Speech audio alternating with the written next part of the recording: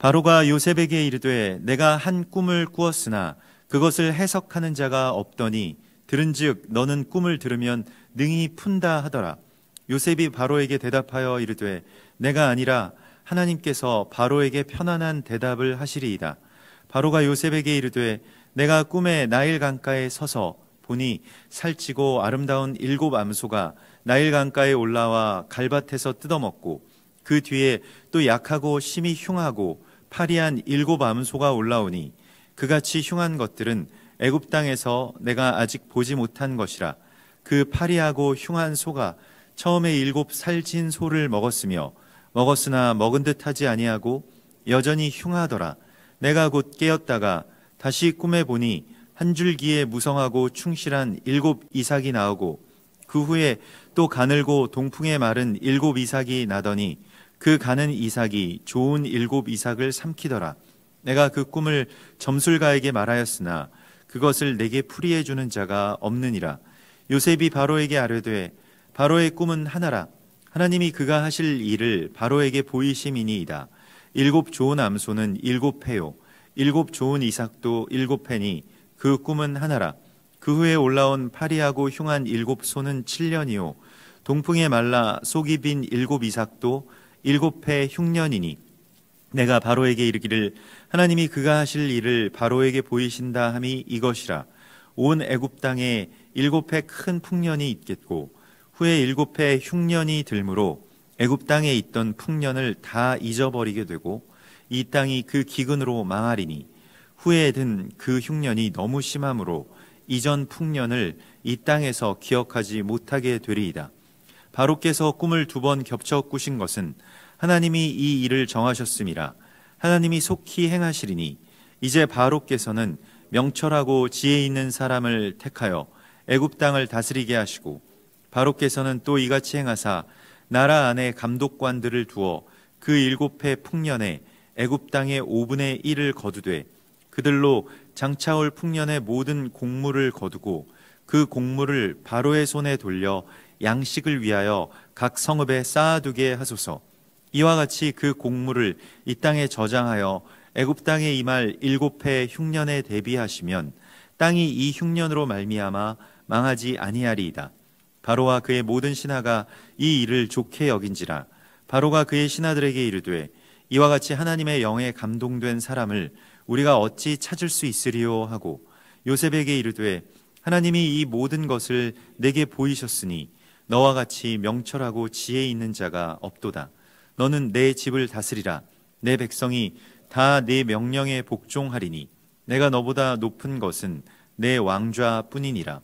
바로가 또 요셉에게 이르되 내가 너를 애굽 온 땅의 총리가 되게 하노라 하고 자기의 인장 반지를 빼어 요셉의 손에 끼우고 그에게 세마포 옷을 입히고 금사슬을 목에 걸고 자기에게 있는 버금수레에 그를 태우매 무리가 그의 앞에서 소리 지르기를 엎드리라 하더라. 바로가 그에게 애굽 전국을 총리로 다스리게 하였더라. 바로가 요셉에게 이르되 나는 바로라. 애굽 온 땅에서 네 허락 없이는 수족을 놀릴 자가 없으리라 하고 그가 요셉의 이름을 사브낫 바네아라 하고 또 온의 제사장 보디베라의 딸 아스낫을 그에게 주어 아내로 삼게 하니라. 요셉이 나아가 애굽 온 땅을 순찰하니라. 요셉이 애굽 왕 바로 앞에 설 때에 30세라. 그가 바로 앞을 떠나 애굽 온 땅을 순찰하니 7 해 풍년에 토지 소출이 심히 많은지라. 요셉이 애굽 땅에 있는 그 7년 곡물을 거두어 각 성에 저장하되 각 성읍 주위의 밭의 곡물을 그 성읍 중에 쌓아두매 쌓아둔 곡식이 바다 모래같이 심히 많아 세기를 그쳤으니 그 수가 한이 없음이었더라. 흉년이 들기 전에 요셉에게 2 아들이 나되 곧 온의 제사장 보디베라의 딸 아스낫이 그에게서 낳은지라. 요셉이 그의 장남의 이름을 므낫세라 하였으니 하나님이 내게 내 모든 고난과 내 아버지의 온 집 일을 잊어버리게 하셨다 하며 차남의 이름을 에브라임이라 하였으니 하나님이 나를 내가 수고한 땅에서 번성하게 하셨다 함이었더라. 애굽 땅에 7 해 풍년이 그치고 요셉의 말과 같이 7 해 흉년이 들기 시작하매 각국에는 기근이 있으나 애굽 온 땅에는 먹을 것이 있더니 애굽 온 땅이 굶주림에 백성이 바로에게 부르짖어 양식을 구하는지라. 바로가 애굽 모든 백성에게 이르되 요셉에게 가서 그가 너희에게 이르는 대로 하라 하니라. 온 지면에 기근이 있음에 요셉이 모든 창고를 열고 애굽 백성에게 팔세. 애굽 땅에 기근이 심하며 각국 백성도 양식을 사려고 애굽으로 들어와 요셉에게 이르렀으니 기근이 온 세상에 심함이었더라. 아멘. 이번 주에 토라 포션의 제목은 미케츠입니다. 이것은 무언가가 충만하게 다 찼다라고 하는 그런 뜻입니다.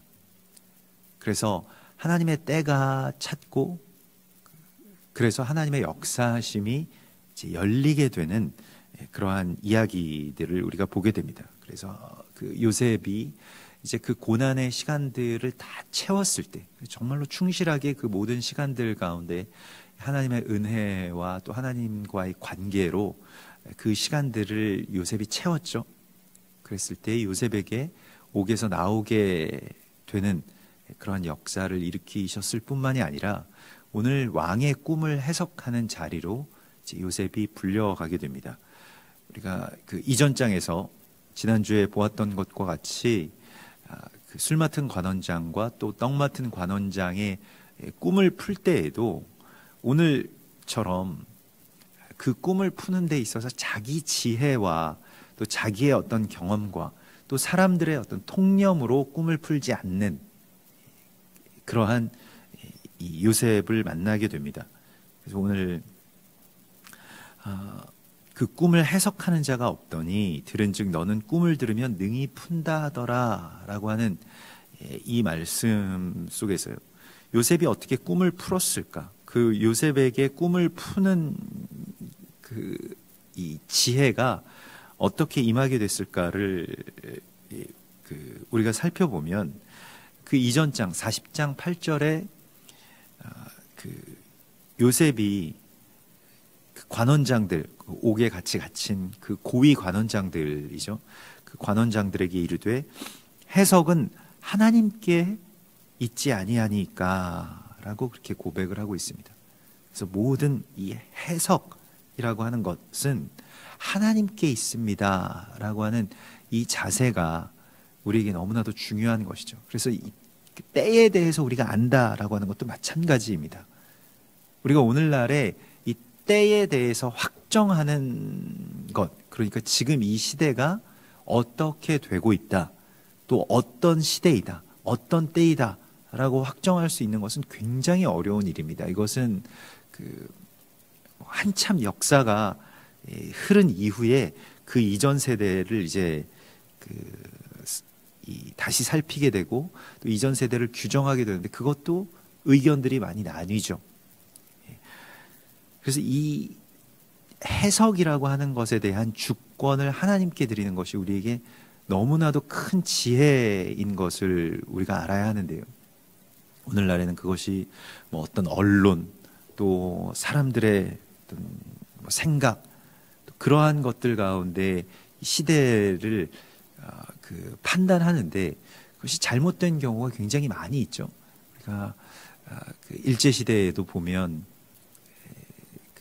일본이라고 하는 너무나도 강한 나라가 알면 알수록 너무 대단한 그 나라가 이제 이 조선 땅을 속국으로 삼고 있고 이 망할 것이라고 그렇게 쉽게 그들이 패전하고 망할 것이라고 생각하지 못했던 것이 그 때에 대해서 또 그 시대에 대해서 잘못된 어떤 행동을 가져오게 했다는 것이죠. 그래서 많은 지식인들 또 많은 그러한 성각자들이 오히려 이제 우리가 일본과 잘 사는, 그래서 이 뭐 대동아 공영을 이루고 그렇게 함께 일본의 속국으로서 잘 사는 길을 가야 된다라고까지 주장했던 것입니다. 우리가 지금 아주 이 역사로 보면 굉장히 중요한 시간에 살아가고 있는 것만은 분명한 것 같습니다. 그리고 세기와 세기가 연결되는 그러한 시대에 우리가 살아가고 또 새로운 이제 10년이 다시 열리기 직전에 우리가 있습니다. 해석이라고 하는 것을 파타르라고 하는데, 이 파타르는 어떤 문을 활짝 열다라고 하는 그런 표현입니다. 그래서 다니엘도 그 바벨론 왕의 꿈을 해석하죠.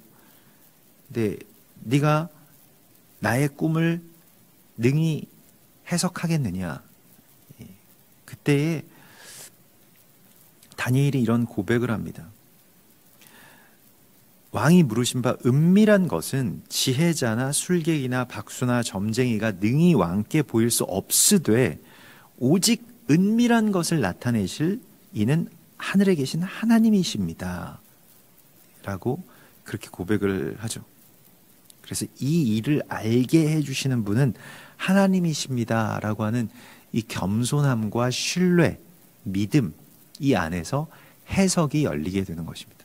해석이 열리기 위해서 많은 지혜와 경험이 필요하다라고 생각하는 것은 이제 세상의 어떤 술객들의 이야기입니다. 오늘날의 뭐 술객, 박수 이렇게 되면 뭐 점술가들 정도를 생각을 하겠습니다만, 고대의 술객들은 아주 고도의 기록과 또 경험을 바탕으로 해서 뭐 국사를 그렇게 논하고 전쟁의 진퇴를 결정하고 나라의 향방을 그렇게 좌우하는 그러한 결정을 내릴 때 아주 중요한 역할을 했던 것이죠. 그러니까 그 시대의 전문가라고 할 수가 있겠습니다. 오늘날에도 뭐 경제 전문가가, 뭐 정치 전문가, 뭐 여러 전문가들이 있지 않습니까? 그들이 어찌 보면 술객인 것이죠. 세상의 지혜와 세상이 지금까지 도달한 모든 어떤 지식으로 또 경험으로 데이터를 근본으로 해서 어떤 패턴을 그렇게 살피고 또 그것의 결과를 이제 예측하는 그러한 일들을 뭐 사회 곳곳에서 하고 있고, 또 그러한 결과들을 우리가 또 어느 정도 전해 듣고 시대에 대해서 생각하고 있는 것이 사실입니다. 그러나 하나님께서는 해석을 하나님께 맡기는 자들에게 열어주시는 지혜를 오늘 우리에게 말씀하시고 있습니다.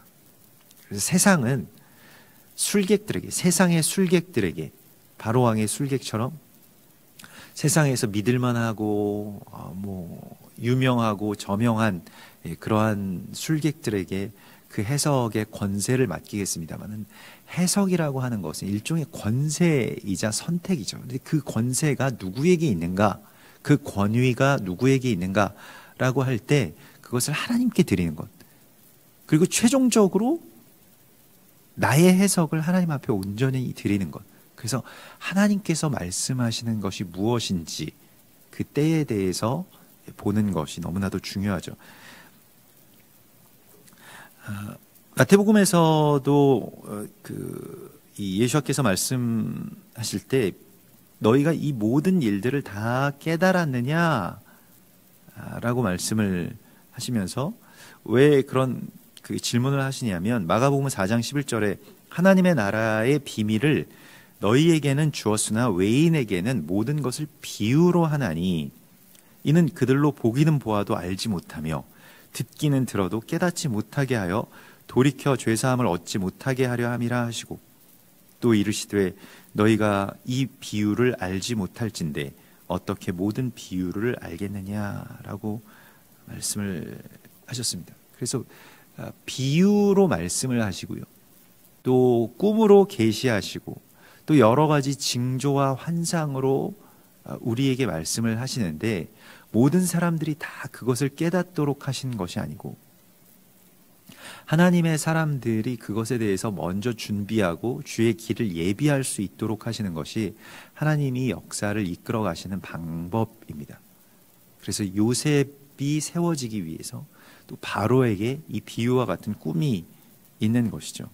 그리고 이것을 살피는 권세를 하나님께서 우리 가운데 열어주신다라고 말씀을 하십니다. 그래서 시편 119편 130절에 주의 말씀을 열면 빛이 비치어 우둔한 사람들을 깨닫게 하나이다 라고 말씀을 하시고 있습니다. 우리가 지금 빛의 절기인 하누카의 두 번째 날에 우리 이 말씀을 듣고 있는데요. 근데 하나님의 말씀의 빛이 우리의 우둔함을 열어주시는 것, 그것을 이 한옥카의 절기라고 할 수 있겠고, 그것을 또한 교육이라고도 이야기를 하죠. 그래서 한옥이라고 하는 그 동사는 이제 교육한다 혹은 좁힌다라고 하는 그런 뜻을 갖고 있습니다. 그래서 다른 관심, 다른 시선, 우리를 하나님으로부터 멀리하게 하는 다른 모든 것들에서 이제 우리의 시선을 하나님께로 그렇게 올려드리는 것, 그 좁히는 것, 그것을 봉헌한다라고 하는 그 한우카와 이제 연결해서 하나님 우리에게 말씀을 하시고 있습니다. 그러면서 이 굉장히 역설적인 때에 대한 해석을 하나님께서 요셉을 통해서 바로왕에게 열어주시고 우리에게도 열어주시는데요. 무엇이냐면 이제 바로왕이 꾼 꿈은 그 아주 살찐 소 7마리가 나일강에서 올라오는데, 근데 그 뒤에 올라오는 정말로 비루한 뼈만 앙상하게 거죽에 이 달라붙은 그 비루한 소들이 그것을 다 잡아먹었다라고 하는 그런 꿈이었습니다. 그 뒤에 나오는 어떤 그런 이 곡식단의 이 꿈도 마찬가지고요. 우리가 생각하는 것과는 전혀 이 다른 어떤 참된 지혜의 방식으로 하나님께서 이 꿈에 대한 파타르, 해석을 열어주시는 장면을 우리가 이 안에서 만나게 되는데요. 그래서 해석하는 것, 또 그 안에서 하나님의 이 지혜를 우리가 구하고 그것을 바라보는 것이 너무나도 중요하죠. 그래서 하나님께서 당신에게 평안의 대답을 하실 것입니다. 내가 아니라 하나님께서 이제 말씀하실 것입니다. 라고 하는 이 대언자로서 요셉이 서는 것을 보게 됩니다. 그래서 당신은 여기서 샬롬 아나라고 해서 당신은 샬롬을 보게 될 것입니다. 평강을 보게 될 것입니다. 라고 하는 그러한 선포를 하면서 이제 하나님이 열어주시는 것을 대언하는데, 모세가 자기 지혜로 하지 않고 하나님이 열어주시는 것을 대언할 때 어떤 해석을 하냐면, 우리가 이제 지금부터 살아가야 되는 어떤 이 때를 채우는 일들을 해야 된다라고 하는 것을 이제 하나님께서 말씀을 하시고 있습니다. 그래서 큰 풍년이, 전에 보지 못했던 큰 호황기가 이 7년 동안 이루어질 것인데, 그것은 다음의 7년을 예비하기 위한 풍년이라고 하는 것을 깨닫게 하십니다. 그래서 다음에는 7년이라고 하는 아주 엄혹한 그러한 결핍의 시대, 굉장히 부족한 그런 시대가 올 것인데, 그 때를 우리가 기다려야 됩니다라고 하는 것이죠. 그래서 뭐 투자하시는 분들 가운데서 경제가 막 좋아서 호황이 되어서 그것으로 말미암아서 이제 그 투자금을 회수해 드리는 그러한 부류의 사람들이 있는가 하면, 호황보다는 불황을, 정말로 경제적인 공황이 뭐 10년마다 한 번씩, 또 어떤 주기마다 한 번씩 그렇게 공황이 올 때가 있는데, 이게 뭐 그 경제적인 그래프라는 게 올라갈 때가 있으면 내려갈 때도 있지 않습니까? 근데 그 공황을 기다리는 사람들이 있다는 것입니다. 그리고 실제로 만일 어떤 뭐 투자나 또 뭐 주식이나 뭐 여러 가지 것들이 있을 때, 실제로 그 공황을 통해서 정말로 많은 많은 돈을 벌 수 있는 것은 이 호황 때가 아니라 공황 때라고 하는 것을 그렇게 이야기들을 합니다. 실제로 이 공황이 되면, 그러니까 뭐 경제가 안 좋아지면 일어나는 많은 일들이 있죠. 그런데 그것을 그냥 우리는 뭐 삶이 좀 어려워지고 또 여러 가지로 뭐 실직자들도 생기고 뭐 가정이 힘들어지고 이러한 것들 가운데서 그냥 그 고통 속에서 그 시간들을 보낸다고 한다면, 하나님의 지혜 안에서는 그러한 어둠의 시간, 또 그러한 결핍의 시간이 바로 하나님의 역사하심을 드러낼, 또 왕의 권세가 드러날 아주 절호의 시간들이라고 하는 것을 지금 이 꿈의 이야기와 해석을 통해서 알려주시고 있습니다. 그래서 시대를 이렇게 역설적으로 바라보는 시각을 하나님께서 지금 우리에게 가르치시고 있습니다.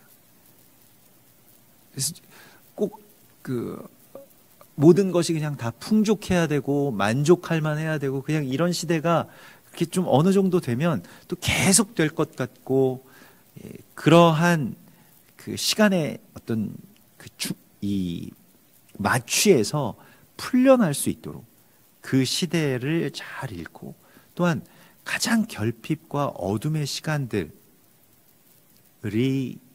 오는 바로 그 시간을 기다리고 특별히 우리에게는 준비하라고 말씀하십니다. 그래서 호황 때에 그렇게 많은 풍년의 시간 가운데 거두어들인 것을 보통 보면 그게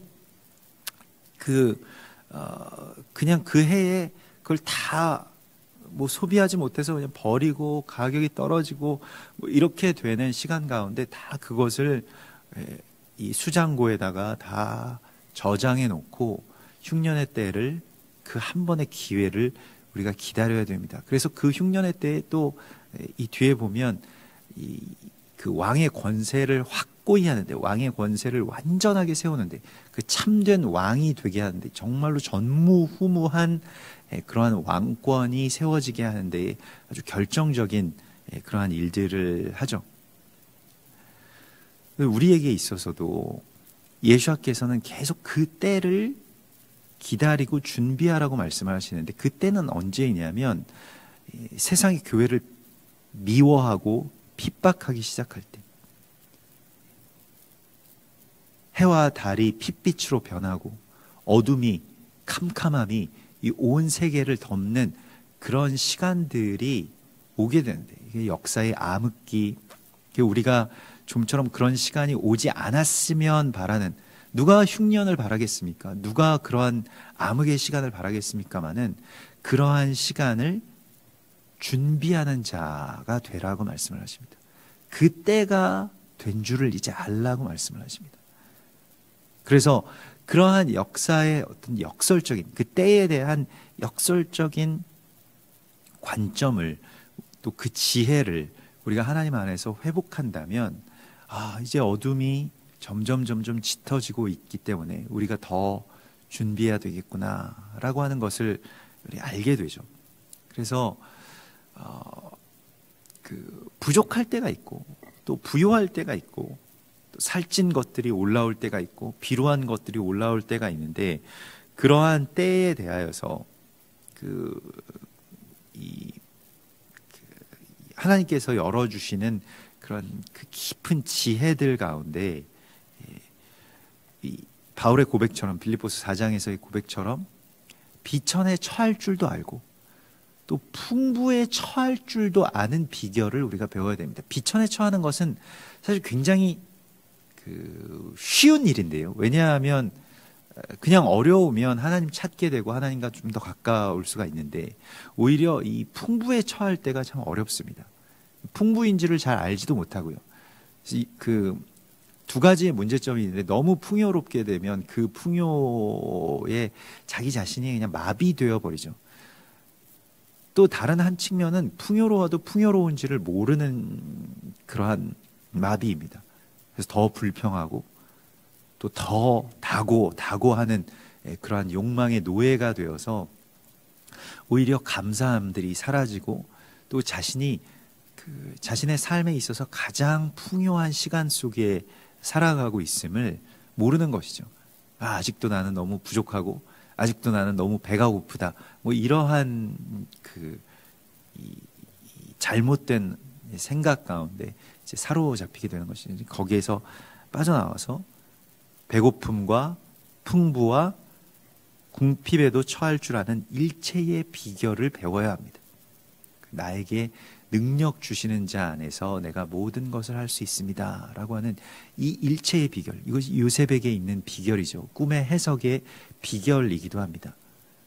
우리에게 중요한 것은 이 때가 지금 어떤 때인가 라고 하는 것을 내 나름의 생각으로, 아니면 세상의 저명한 사람들의 의견으로 그걸 파악하는 것이 아니고, 하나님 안에 거하는 것이 우리에게 가장 중요한 지혜라고 하는 것입니다. 내게 능력 주시는 자 안에서, 내가 주님 안으로 들어간다라고 하는 것은 주님을 내 안으로 모시는 것과 같은 이야기임과 동시에 또 다른 이야기입니다. 그래서 주님께로 내가 들어간다라고 하는 것은 나의 생각을 버리고 주님의 생각 안으로, 나의 갈망을 버리고 주님의 소망 안으로 내가 들어가는 것을 말하죠. 그래서 우리가 주님 안으로 들어가는 것, 그리고 또 이 비천한 시간 속에서 하나님의 역사하심을 준비하는 것, 또 그 시간들을 우리가 오히려 역설적으로 기다리는 것을 하나님이 이 꿈을 통해서 말씀을 하시고 있습니다. 사람들이 이 세상이 굉장히 부요한 시기이고 너무 우리는 행복하고 모든 것들이 만족해서 감사한다라고 하는 이야기를 저는 아직까지는 그렇게 들어본 적이 없는 것 같습니다. 항상 살기가 어렵고 요즘 경기가 어렵고 뭐 다 망하게 생겼고 이러한 이야기들을 들었죠. 근데 이게 정말이야 정말이야 그러면서 지금 한 수십 년이 이제 흘러온 것 같은데요. 오늘 하나님께서는 그 때에 대해서 다른 시각을 우리 가운데 열어주시기를 원하십니다. 그리고 그 일체의 비결을 우리가 배우라고 말씀을 하시고 있습니다. 그래서 요셉이 이 꿈을 해몽하고 또 그냥 단순한 그것이 해몽이 아니라 이 나라의 전체적인 지혜를, 이 나라를 경영하는 전체적인 어떤 지혜를 하나님께서 요셉을 통해서 선포하게 해주셨을 때 바로왕이 너처럼 명철하고 지혜 있는 자가 없도다라고 감탄을 하죠. 이 명철이라고 하는 단어가 빈이라고 하는데 히브리 말로 이것은 무언가를 구별해낸다는 뜻입니다. 더 원래적인 뜻은 분리한다는 뜻입니다. 이 거룩이라고 하는 것은 이제 분리하는 것이죠. 세상의 지식과 욕망을 내 안에서 분리해내면 하나님의 지혜가 이제 열리게 되는 것입니다. 그것을 명철이라고 이야기를 하는 것입니다. 그래서 우리가 한우카가 교육이고 또 오늘 여기에서 지혜, 너는 지혜가 있다, 학함이라고 이야기를 하는데 이것은 그 자기 안에 있는 지혜가 아니고요, 이 외부로부터 오는 지혜를 보통 일반적으로 이야기를 합니다. 그래서 주께서 이 주님의 사람들은 이제 지혜와 명철이 하나님으로부터 주어지게 되는 것이죠. 그래서 우리 민족도 가장 어두운 시간 속에서, 역사의 가장 어두움 가운데서 하나님께서 지혜 있는 하나님의 사람들을 통해서 그 지혜의 빛을 열어주시는 모습을 우리가 여러 번 만나지 않습니까? 역사상 정말로 하나님의 지혜의 빛으로 이 세상을 그렇게 밝히는 그러한 하나님의 사람들을 만나게 되는데, 요셉이 꼭 그런 지금 일들을 우리 가운데 보여주고 있습니다.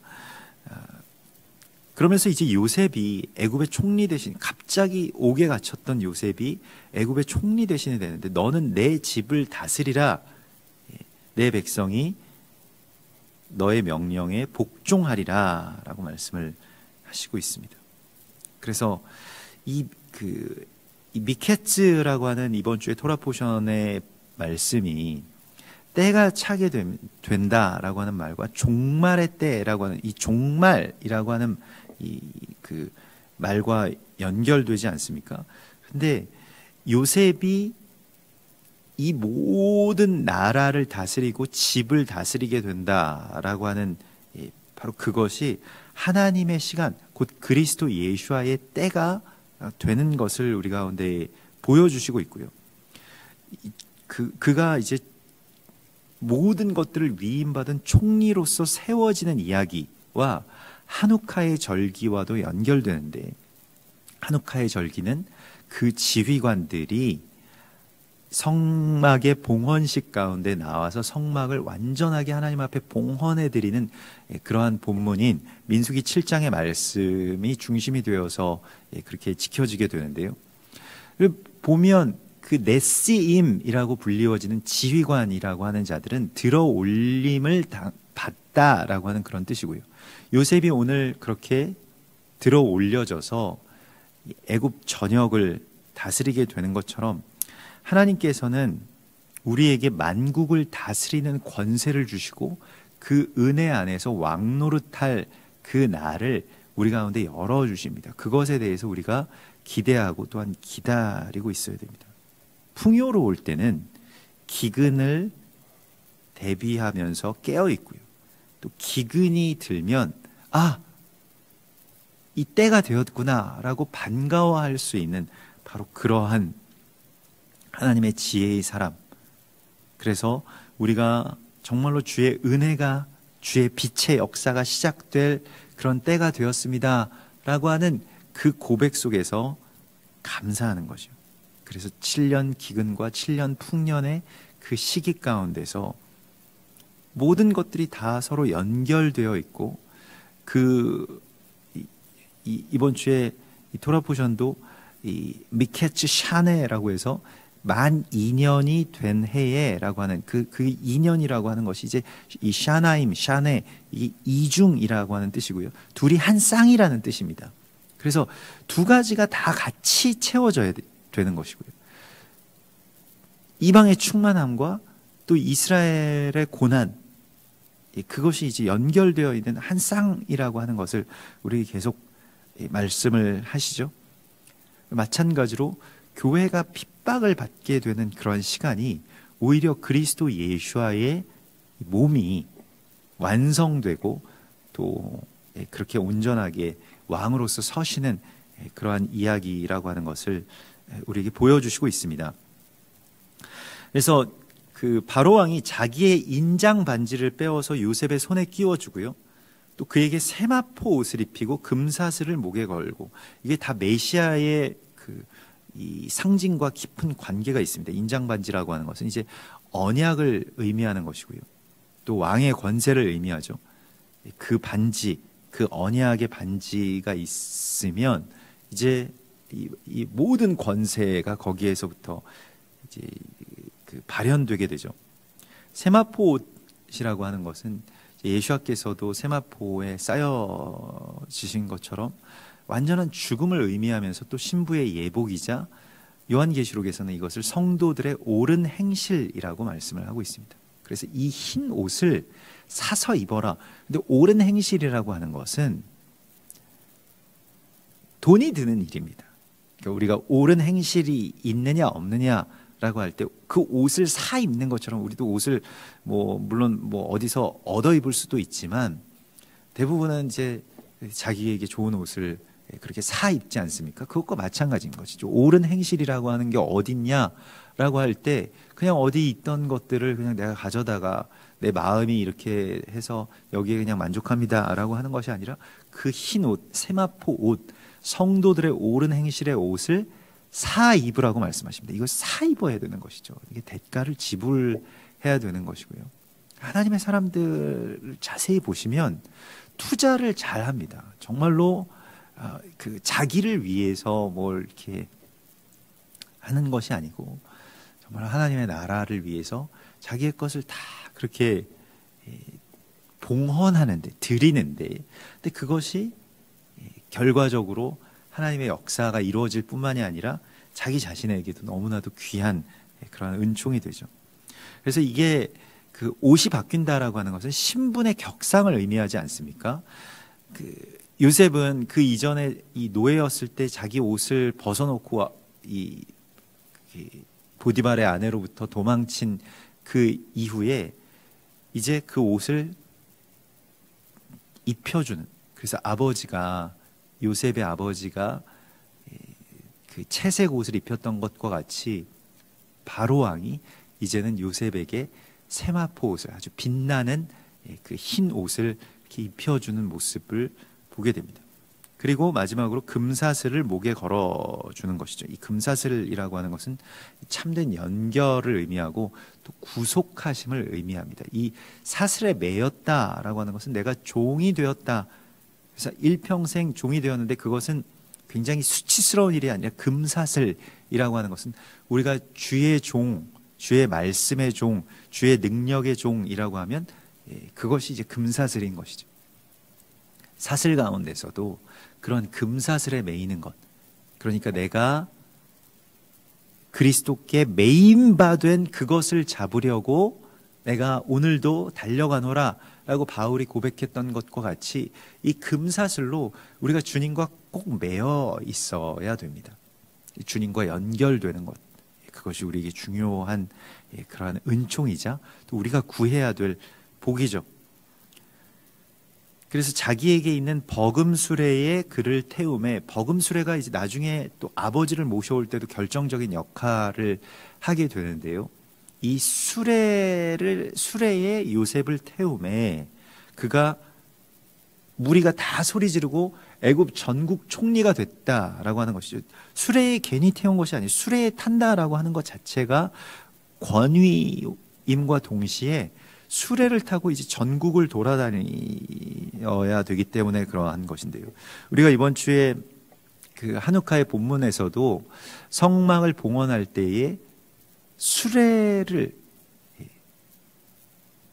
그 12마리의 소가 끄는 그 수레를 봉헌하는 모습을 보게 되죠. 그 수레가 성막을 태우고 이제 가게 되는 것이죠. 마찬가지로 요셉은 이제 예수와의 상징이고요. 거기에 우리가 어떻게 수레를 봉헌하는가라고 하는 것이 성전을 회복하는, 제단의 빛을 회복하는, 또 우리의 가정과 교회가 회복되는 핵심 중에 핵심이라고 할 수가 있겠습니다.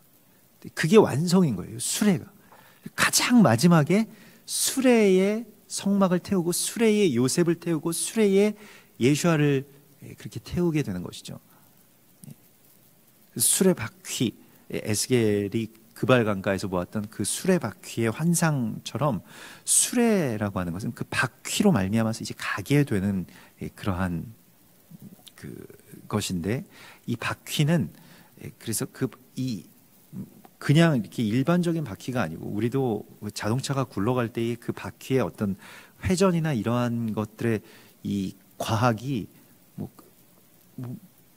이렇게 영상으로만, 시각적으로만 봐도 굉장히 놀라운 일이거든요. 이게 뭐 코너를 돌 때 바깥쪽은 굉장히 빨리 돌아야 되고 안쪽은 또 천천히 돌아야 되고, 이런 것들을 다 계산해서 자동차들이 오늘 굴러가서 또 우리가 여기까지 오게 된 것인데, 수레 바퀴라고 하는 것이 서로가 다 서로를 위해서 배려하고 그 속도에 자기 자신이 또한 맞추고요. 그게 늦추기도 하고, 또 더 빨리, 다른 것이 느리면 내가 더 빨리 움직여야 되고, 그러한 것들이 있죠.